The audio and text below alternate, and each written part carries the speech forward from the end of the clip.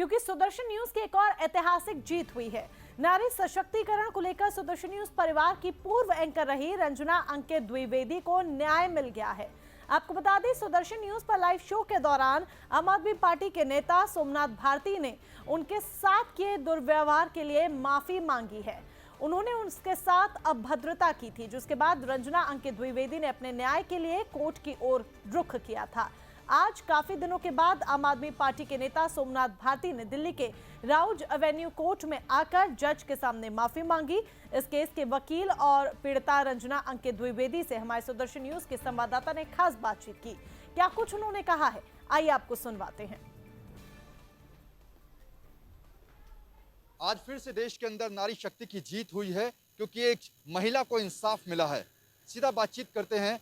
हमारे चैनल में हमारी पूर्व सहयोगी रही रंजना अंकित द्विवेदी जी, जिनको आज एक इंसाफ मिला हुआ, बड़ी जीत मिली है। क्योंकि आम आदमी पार्टी के जो नेता थे सोमनाथ भारती, उन्होंने सुदर्शन के मंच पर ऑनएयर एक अभद्रता भरी भाषा का यूज किया था, जिसके बाद उन पर केस किया गया और आज उन्होंने कोर्ट पर माफी मांगी है। सीधा बातचीत करते हैं। पहले तो आपको बहुत बहुत शुभकामनाएं, क्योंकि नारी शक्ति की जीत के साथ साथ आपने एक नारी शक्ति को बुलंद भी किया, आवाज को। कैसे देखते हैं और कोर्ट के अंदर आखिर क्या हुआ? देखिए, काफ़ी लंबे समय से संघर्ष चल रहा था और सभी का बहुत सहयोग रहा, परिवार का, मेरे पति का, आप लोगों का बहुत सहयोग रहा, मेरे लॉयर का बहुत सहयोग रहा। आज कोर्ट में जो इस पूरे मामले में एक्यूज थे सोमनाथ भारती, सिटिंग एमएलए भी हैं, दिल्ली के पूर्व कानून मंत्री रहे हैं। याद होगा नमित आपको किस तरह से अभद्रता का इस्तेमाल किया था, गाली गलौज की थी सुदर्शन के मंच पर मेरे साथ। तभी से संघर्ष, तभी से लड़ाई जारी है और आज उन्होंने माफ़ी मांगी है। एक सवाल ये होगा, क्योंकि ऐसे समय पर कई महिलाएं होती हैं कि अपना कदम पीछे हटा लेती हैं, तो ऐसे में आपको कैसे एक शक्ति मिली कि आप अपने कदम आगे बढ़ा सकें? नमित, याद होगा जब ये इंसिडेंट मेरे साथ हुआ था, तब मेरी नई नई शादी हुई थी, आई वॉज न्यूली वेड। उस समय जब ये हुआ तो एक नए परिवार में मैं थी और जो इमेज मेरी क्रिएट करने की कोशिश की गई, जिस तरह से मानहानि की गई, जिस तरह से गंदी गंदी भाषा का इस्तेमाल किया गया, लोगों ने तरह तरह के सवाल किए, ऐसे में मेरे हस्बैंड का काफ़ी सपोर्ट रहा।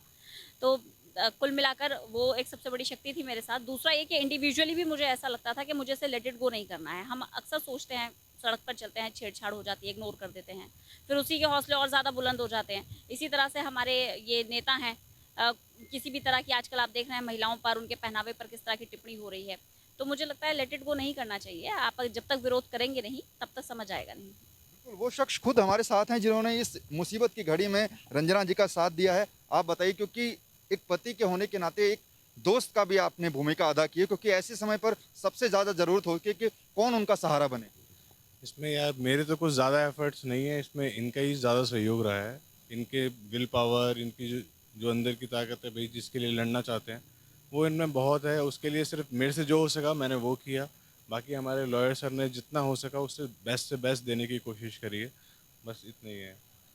खुद साहब, आपसे मेरा एक सवाल होगा कि इतना लंबा ये केस चला है, इसके बीच में क्या कभी आपको लगा कि कभी हमारा केस किसी तरह से ढीला पड़ रहा है? नहीं, कभी नहीं लगा और निसंदेह ये एक बहुत बड़ी जीत है, क्योंकि इस केस को शुरू से आखिर तक लाना, आज एविडेंस की स्टेज पर ये केस था और आज ये माफ़ीनामा आया है, तो डेफिनेटली कहीं ना कहीं एक्यूज़ को ये लगा होगा कि अब इस केस को चलाने में कोई फ़ायदा नहीं है। जब उन्होंने चारों तरफ से देख लिया कि इस केस में कमज़ोर हैं, तभी उनका माफ़ीनामा आया है आज। और हमने किसी भी पल, किसी भी मोमेंट ऐसा महसूस नहीं किया कि इस केस में कोई हमारी तरफ से कमी है। हालांकि वो हाई कोर्ट तक भी गए, रिवीजन में भी गए इस कोर्ट के केस के ऑर्डर के खिलाफ, जब उनके खिलाफ समनिंग ऑर्डर हुए थे, but he could not succeed in that revision. फिर उसके बाद अभी हाई कोर्ट में भी रिट डाली थी, लेकिन आज का ये माफ़ीनामा ये साबित करता है कि उन्होंने अपनी गलती कबूल की और सही किया, वरना इस केस में उन्हें और आगे भी कोई वो देखने पड़ सकते थे, तो इसलिए उन्होंने अच्छा किया, इसमें माफ़ीनामा दे दिया। आपसे रंजना जी आखिरी मेरा सवाल होगा, क्योंकि आपका जो केस है अब आप जीती हैं और आपको लगता है कि एक मिसाल बनेगा, क्योंकि कुछ ऐसी महिलाएं होती हैं जो कि डर की वजह से अपनी आवाज़ उठा नहीं पाती। देखिए, बिल्कुल, आप देखेंगे कि एक सिटिंग एमएलए के अगेंस्ट इतना लंबा संघर्ष हमारा ये रहा है, मेरे परिवार का रहा है, मेरे लॉयर का रहा है, आप सबका सहयोग भी रहा मुझे।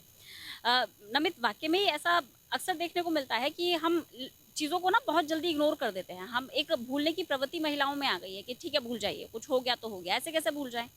हाँ, सबको अपने सम्मान के लिए खड़ा होना चाहिए, और वो भी एक पब्लिक डोमेन में आके जब कोई इस तरह की अभद्र भाषा पूरे देश ने देखी है, पूरे दिल्ली ने देखी है, वो शख्स जिसको दिल्ली ने अपना रिप्रेजेंटेटिव बनाया, जिसको एमएलए बनाया, और वो अगर महिला शक्ति का सम्मान नहीं कर रहा है। आज भी उन्होंने अपने माफ़ीनामे में यही बात कही कि मैंने जो भी कहा, और अगर वो सेंटिमेंट्स आपको हर्ट हुए हैं तो आपसे मैं माफ़ी मांगता हूँ। लेकिन सवाल ये खड़ा होता है, आपको जब ये पता है आपने गलत किया, तो आपने इतना लंबा संघर्ष इसीलिए ही करवाया मुझे। शायद आपको ये लगता था मैं टूट जाऊँगी या मैं अपने कदम पीछे खींच लूँगी, लेकिन ऐसा हुआ नहीं, और अंत में यही हुआ कि उन्होंने ही अपने कदम पीछे खींचे हैं और सोमनाथ भारती ने ही माफ़ी मांगी है।